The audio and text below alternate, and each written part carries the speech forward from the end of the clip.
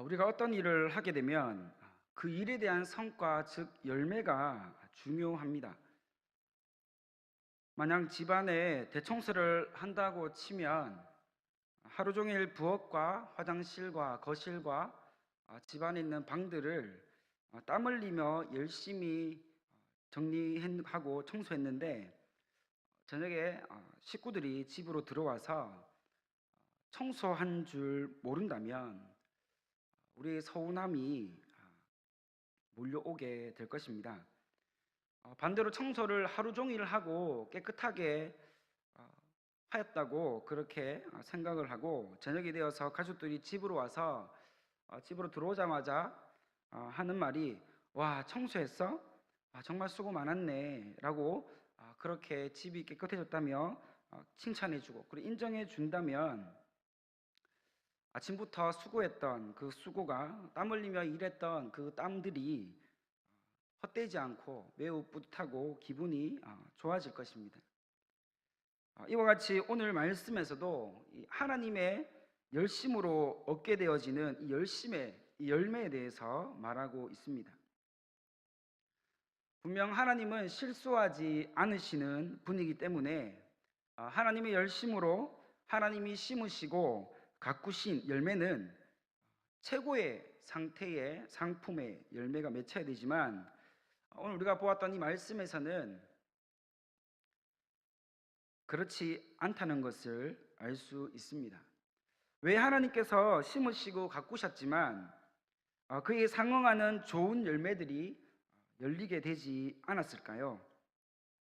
오늘 말씀에서 그 이유와 그 원인에 대해서 함께 알아보기를 원합니다.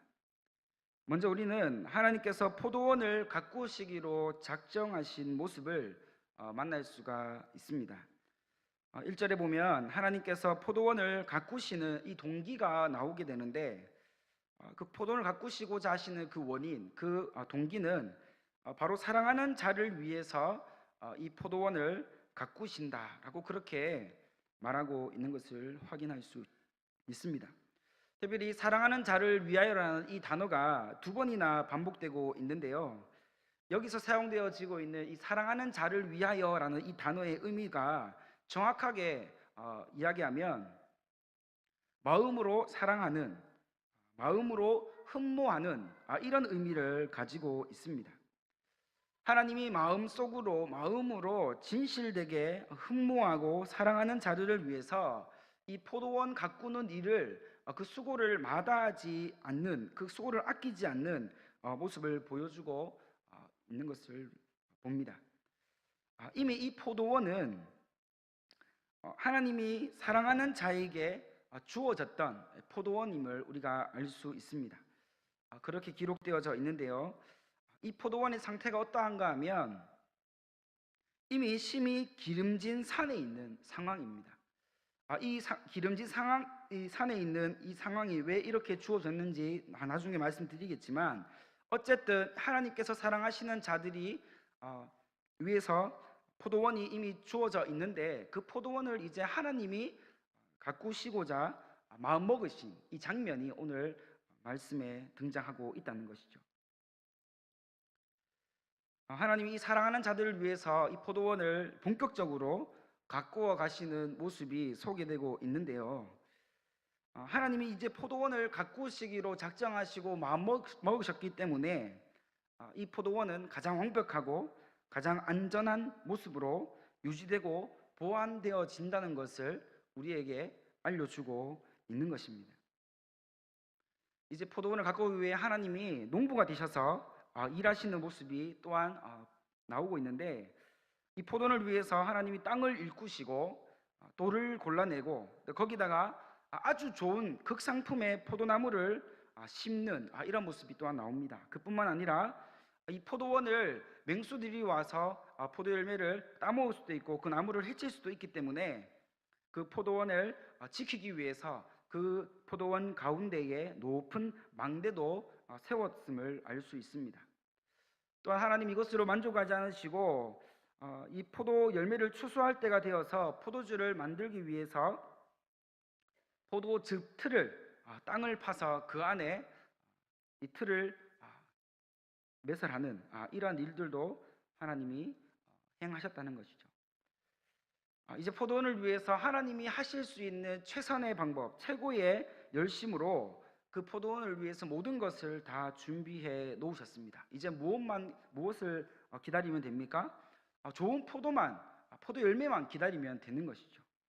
그러면 오늘 이야기가 오늘 성경에서 아름답게 그냥 그렇게 마무리될 수도 있습니다. 그런데 문제가 생겼습니다. 어떤 문제냐면 극상품의 포도나무를 심었기 때문에 하나님의 모든 열심이 쏟아 부어졌던 그 포도원에서 아름답고 그리고 좋은 상품의 포도가 열린 것이 아니라 오늘 말씀해 보니까 그곳에서 어떤 열매가 맺혔나 이야기하면 바로 들포도가 열리게 되었는 그런 어처구니 없고 황당한 상황이 벌어지게 되었음을 알 수 있습니다. 당시에 들포도는요 열매로서의 가치가 없었습니다. 왜냐하면 떫고 쓰고 그리고 사람이 그리고 동물들이 먹을 수가 없는 아무런 가치가 없는 그런 열매였기 때문에 이 들포도가 맺혀졌다는 것은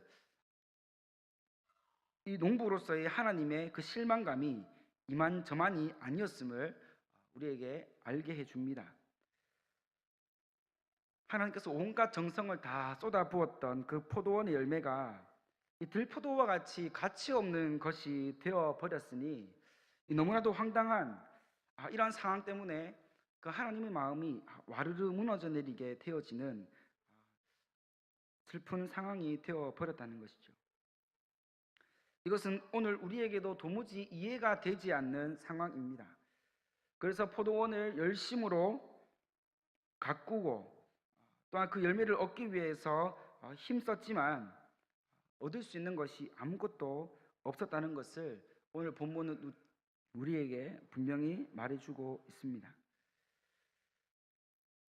이제 상황이 이렇게 되니까 하나님이 이 사람들에게 포도원을 잘못 가꾼 내 탓인지 아니면 이 포도나무가 뭔가 이상이 있어서 이러한 상황이 벌어진 것인지에 대해서 사례를 판단하여 줄 것을 요청하는 이런 모습이 나오게 됩니다. 하나님이 요청한 그 대상은요 오늘 말씀해 보니까 예루살렘과 유다 사람들에게 이 포도원과 하나님 사이에서 사례를 판단하게 되어지는 그러한 중요한 문제를 맡기셨음을 볼 수가 있습니다. 당시에 이 예루살렘과 유다 사람들에 의해서 사리법을 판단하여서 결정되어지는 그 결정이 하나님께서 그동안 수고하여서 일구어 놓으신 이 포도원의 그 존폐 위기가 되어지는 그런 아주 중요한 상황에 이르렀음을 우리를 통해 또한 깨닫게 해주는 것이죠. 사람들의 판단에 앞서서 하나님은 이 포도원을 위해서 그동안 어떠한 수고를 했으며 어떻게 이 포도원을 가꾸었으며 어떠한 사랑하는 마음으로 이 포도원을 아꼈는지에 대해서 스스로 변호하시는 모습이 또한 나옵니다. 그리고 나서 내가 이 포도원을 위해서 도대체 내가 무엇을 더 해야 되는지 사람들에게 묻기 시작합니다. 나의 노력과 나의 예씀으로 기대하던 좋은 포도 열매 맺는 것이 그것을 기대한 것이 도대체 무엇이 그렇게 잘못된 것인지를 묻게 되었다는 것이죠. 역시나 사람들의 판단의 결과는 하나님의 잘못이 아니라 바로 포도원의 잘못, 즉 포도나무가의 잘못인 것으로 결정이 나버렸습니다. 이제 그들의 판단과 함께 하나님이 이제 이 포도원을 어떻게 할지를 결정해야 될 때가 왔다는 것이죠. 사실 오늘 우리는 농사를 지어서 생계를 이어가는 사회가 아닙니다. 하지만 농사를 지어 본 분들이라면 하나님이 농부가 되셔서 포도원을 가꾸시고 기대하시던 열매를 향한 그 간절함이 그런 소망함들이 얼마나 컸었는가를 우리가 알 수가 있는 것입니다. 사실 농부가 땀 흘리고 수고를 아끼지 않는 단 한 가지의 이유는 좋은 열매를 얻기 위함이 아니겠습니까? 분명 농부가 할 수 있는 최선의 방법으로 가장 좋은 농법으로 착실하게 실수하지 않고 땅을 일구고 거름을 주어서 농사를 지으면 그에 걸맞는 농부가 원하는 좋은 가시를 맺어야 되는 것이 당연한 일입니다. 하지만 그 결과가 말도 안 되게 마치 들에서 사람이 손대지 않은 스스로 자라난 들포도와 같은 열매가 열리게 되었다면 농부로서는 내가 지금까지 뭘 했는가? 내가 지금까지 괜한 짓을 한 것이 아닌가라고 하는 그러한 상황에 이르게 된다는 것이죠. 그래서 들포도를 맺은 포도나무를 이제 어떻게 해야 할지 결정할 때가 와서 하나님이 결정하시는 모습이 나오는데요. 이 결정하시는 모습을 보면 조금 이상한 모습이 나오게 됩니다.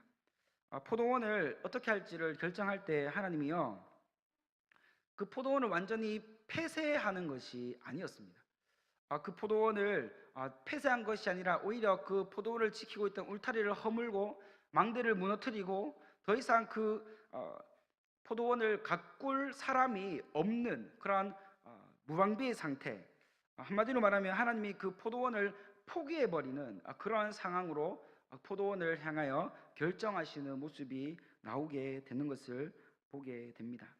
이것은 한마디로 말하면 하나님의 모습이 그대로 이 포도원 가운데 방치시키시고 무관심하시며 더 이상 돌보지 아니하시는 방법으로 이 포도원을 결정하시는 모습이 나오게 된다는 것이죠.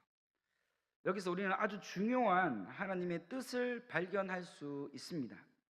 하나님은 하나님의 백성들을 완벽하게 보호하시고 인도하실 때에는 하나님이 모든 것을 막아주시고 하나님의 뜻을 저버리고 하나님과 반대되는 삶을 사는, 그렇게 살기를 결정한 사람들에게는 더 이상 어떠한 보호하심과 어떠한 은혜도 공급하지 않으시고 그냥 그렇게 내버려 두시는, 방치하시는 그런 모습이 나타나게 된다는 것을 오늘 우리에게 깨닫게 해 주는 것입니다.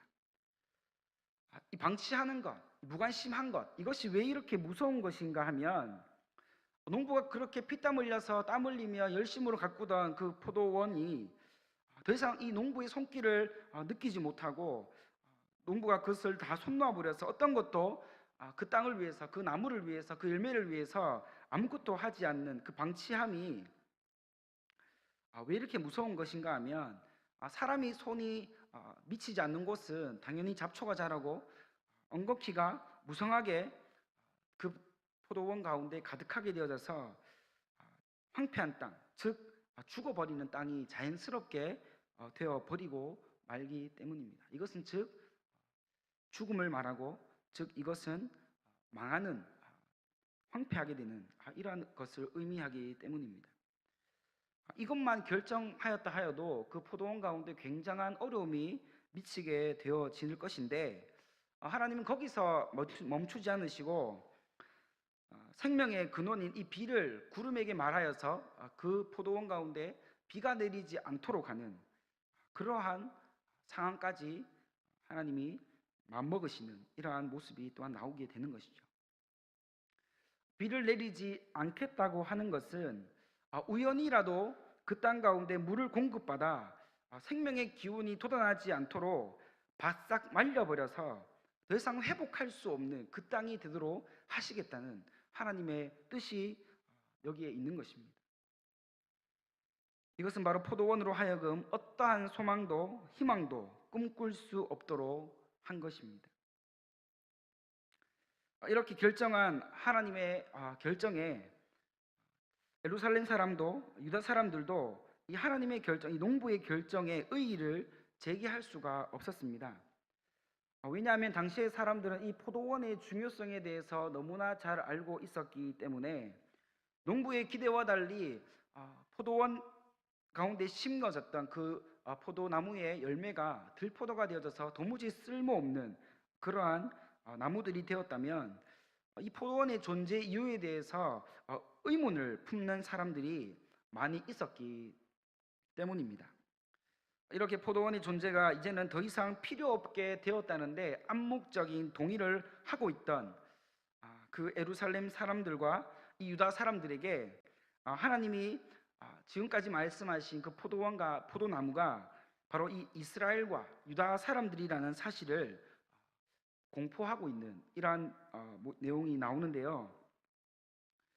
자신들이 시인하였던 더 이상 이 포도원이 존재할 필요가 없다고, 이제 하나님께서 그 농부의 마음대로 해도 된다는 결정을 하였던 그 사람들이 오히려 그러한 모습으로 하나님 앞에 인정받아서 이스라엘이 포도원이 되어지고, 그리고 그 포도나무가 바로 이 유다가 되어지는 이러한 상황을 인식한 그들이 받은 충격은 이루 말할 수가 없었습니다. 왜냐하면 당시 이스라엘 민족은 하나님의 택한 족속이었기 때문에 이 하나님의 진노하심과 심판을 받는다고는 그들이 별로 생각하지 못했기 때문입니다. 우리들은 선민이니까, 하나님이 택하신 족속이니까 우리는 당연히 하나님의 은혜로 하나님이 베푸시는 그 은혜를 누리며 살 수 있게 될 것이다, 하나님 복을 누리며 살게 될 것이다 라는 그런 막연한 믿음, 막연한 그런 알미 그들에게 있었기 때문에 이러한 선포는 그들에게 충격을 주었던 것입니다. 하지만 그들의 현실의 상황은 어떠합니까? 이미 그들은 하나님의 택한 족속으로서의 모든 영광을 잃어버린 상태입니다. 하나님은 그들을 열방 가운데 택한 족속으로서 삶을 살도록 믿음을 주시고, 또한 그들을 부르셨습니다. 또한 그들을 그러한 삶 가운데 그들이 진정 하나님 뜻을 나타내며 살기를 기대하셨다는 것이죠. 하지만 그들은 하나님의 은혜를 너무나도 당연한 것으로 여겼고, 결국 하나님을 떠나서 이방의 우상을 섬기는 이 악한 죄를 저지르고 말았습니다. 그뿐 아니라 그들에게서는 하나님의 형상대로 이 공의와 정의를 행하여야 하였지만, 오히려 그들에게 나타나는 모습은 악행과 포악을 일삼는, 하나님 보시기에 악한 그러한 일들을 멈추지 않는 그러한 죄악들이 그 민족 가운데 가득하여졌음을 우리는 알고 있습니다. 하나님의 선하심의 능력의 역사가 우리 믿는 모든 자들을 통해 드러나야 하는데, 어찌된 영문인지 하나님이 우리를 향하여 품으시는 사랑과 은혜와 인도하심을 우리가 받고 있으면서도 우리는 지금까지 이 아름다운 열매를 맺는 일을 어쩌면 너무나도 게으르게, 어쩌면 아무 관심이 없는 무관심의 상태로 우리가 그렇게 일관하여 살아가고 있는 것은 아닌지 우리의 삶을 돌아보아야 될 필요가 있는 것입니다. 왜 이렇게 우리는 하나님이 심으신 나무로서의 삶을 왜 이렇게 나태하게 그리고 게을리하고 있었던 것일까요? 아니면 어쩌면 농부가 포도나무와 포도원 가꾸기를 포기하고 이제는 이것을 그냥 내버려 두고 방치한 것처럼, 우리가 하나님의 뜻을 알고서도 그 뜻으로 열매 맺는, 그 좋은 열매 맺는 일을 별로 우리가 마음에 두지 않았던 것이죠. 그것이 우리에게 별로 중요하게 생각되지 않았던 것이죠. 그래서 우리는 이것을 게을리하게 되었던 것입니다. 그래서 우리는 이것을 중요하게 생각하지 않았던 것입니다. 결국 우리에게 가장 중요한 문제는 하나님의 그 열매, 하나님께서 우리에게 맺으라고 하신 그 좋은 열매에 대한 무관심이 우리에게 있었기 때문입니다. 그래서 오늘 우리에게 하나님이 요구하시는 소망과 기대는 우리의 삶이 하나님의 은혜의 자양분을 공급받아 살고 있다고 믿고 그렇게 시인하고 있다면, 우리는 반드시 우리의 삶이 아름다운 열매 맺는, 하나님이 그토록 바라시는 그 성도의 삶 가운데 맺혀져야 할 하나님의 그 뜻을 이루어내는 그 열매를 맺으며 살아야 될 줄 믿습니다.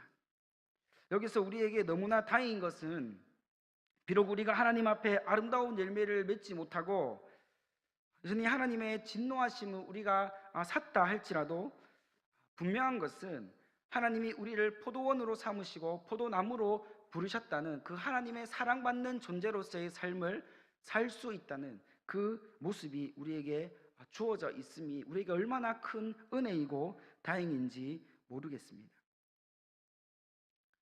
요한복음 15장에 보면 아름다운 열매를 맺는 포도나무 가지의 비유가 나옵니다. 너무나 유명한 말씀인데요.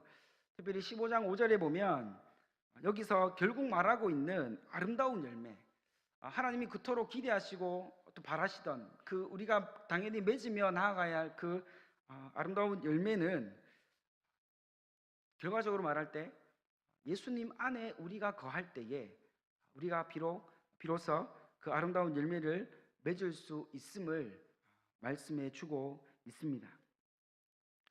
우리는 기억해야 합니다. 예수님 안에 거하는 것, 예수님의 은혜 안에 거하는 삶은 선택이 아니라 우리 삶 가운데 반드시 일어나야 되고 반드시 나타나야 할 필수적인 모습임을 믿으시기를 소망합니다. 이제 우리 관심은 아름다운 열매 맺는 삶을 위해 예수님 안에 거하는 삶에 있기를 소망합니다. 우리는 스스로 판단할 수 있습니다. 우리는 스스로 생각할 수 있습니다. 내가 지금 하나님 앞에 어떠한 열매를 맺고 있는가를 판단할 수 있습니다. 들포도인가 극상품의 포도인가, 우리 스스로가 모른다고는 말하지 못할 것입니다. 이 결과 기준이 무엇입니까? 예수님 안에 거하는 것, 하나님의 말씀이 내 안에 거하여서 그 말씀이 나를 하나님의 뜻 가운데 살아가도록 나를 지도하시고 인도하시는 그 은혜를 누리고 있는가, 그것이 우리가 정말로 하나님께서 기뻐하시는 극상품의 포도로서의 삶을 살고 있는가, 아니면 여전히 하나님의 은혜 가운데 무관심하여서 내가 이 땅 가운데 사는 것이 급급하고 내가 이 땅 가운데 사는 것이 더 중요하여서 예수님 안에 거하는 그 삶이 나에게 별로 필요하지 않는 그러한 삶을 내가 살아가고 있는가를 우리는 스스로는 알 수가 있습니다. 오늘 하나님이 우리를 이곳 가운데 불러주신 이유가 있는 줄 믿습니다. 우리에게 그토록 원하시던 좋은 열매 맺는 삶을 하나님께서는 원하십니다. 우리가 지금까지 어떻게 살아야 이 좋은 열매를 맺으며 살아야 되는지 모르고 있었다면 오늘 말씀은 우리에게 분명히 이야기해 주고 있습니다. 이제 우리가 관심은 이 땅에 있는 것이 아니라 썩어 없어질 물질 세계에 있는 것이 아니라 우리 가운데 하나님이 가득하시고 우리의 소망이, 우리의 꿈이, 우리의 믿음이 예수님 안에 거하여서 그 예수님을 통하여서 부어지는 은혜와 믿음의 삶으로 하나님 바라보실 때 하나님 기뻐하실 만한 그런 모습들이 우리 가운데 나타나야 되는 것, 믿음이 나타나야 되고 복음을 향하여서 뜨겁게 달아오르는 마음으로 복음을 전하는 그 일을 살아가는 것, 이것이 바로 예수님 안에 거하는 우리의 삶이 되어야 될 줄 믿습니다. 우리 모두 원합니다. 하나님의 좋은 열매 맺는 삶을 살기를 원합니다. 그런데 문제는요, 좋은 열매 맺으려면 우리가 그만한 수고와 인내와 기다림이 우리에게 필요한 것이죠. 그런데 우리는 그것을 좀 어려워합니다. 그냥 내가 아무렇게나 살아도 하나님이 기쁨이 되었으면 좋겠고 내 뜻대로 살아도 하나님의 마음을 풍성하게 하는 그 열매 맺는 삶을 살았으면 좋겠다는 그러한 꿈을 꾸고 있습니다.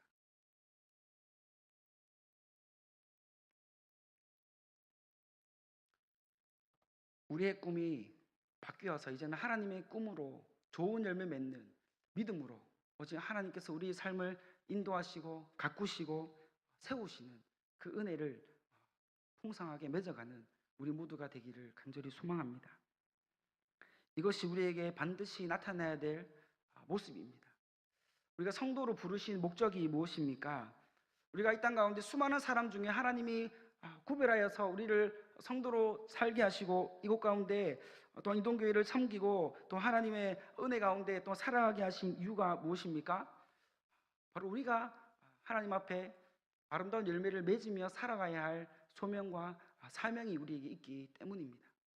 오늘 여기에 모인 우리 모두의 삶이 다른 것을 다 제쳐놓고 오직 하나님 안에 내가 거하고 하나님의 은혜가 내 안에 거하여서 내가 말하는 것, 내가 행동하는 것, 특별히 내가 전하는 그 복음을 통하여서 내가 전하는 예수님을 통하여서 우리의 삶이 더욱더 풍성하고 아름답게 정말 그 하나님이 보시기에 흡족해 할 만한 하나님의 미소가 번질 만한 그런 은혜의 삶을 우리가 반드시 살아가고 또 그것을 꿈꾸고 하나님의 마음에 우리가 동참하는 귀한 은혜가 우리 모두에게 있기를 소망합니다. 기도하겠습니다. 하나님 아버지 감사합니다. 오늘 이 수요 예배 가운데 우리에게 특별히 정말 포도나무와 또한 가지로 또한 열매를 맺어야 되는 그런 사명을 부르심을 또한 확인하게 하시니 감사합니다. 하나님 이사야 말씀을 통하여서 정말 그 우리 가운데 좀 어떠한 열매가 맺히고 있는지 우리 스스로가 또 깨닫게 하시고 특히 우리 가운데 정말 그 들포도와 같이 하나님 보시기에 정말 가치 없는 아무런 쓸모없는 그러한 모습들로 나오고 있다면 하나님 우리가 정말 철저하게 하나님의 뜻을 기억하고 또 하나님의 그 마음을 우리가 헤아려서 주님 안에 우리가 거하고 주의 말씀이 우리 안에 거하여서 우리가 말하는 것 생각하는 것 모든 것들이 오직 하나님께서 베푸시는 그 풍성한 열매가 주렁주렁 맺히는 귀한 삶으로 또한 우리가 그렇게 하나님 앞에 기도하고 또한 그러한 삶으로 또 나아가는 귀하고 복된 우리의 모습들 되어지도록 성령님 도우시고 인도하여 주옵소서. 특별히 주님께서 주신 말씀 붙들고 또 우리가 기도하며 나아갈 때에 하나님 놀라운 역사가 오늘 말씀 이끌어 가시는 하나님의 그 영이 우리 가운데 가득하여 줄 수 있도록 하나님 도와주시고 인도하여 주옵소서. 감사합니다. 예수님의 이름으로 기도합니다. 아멘.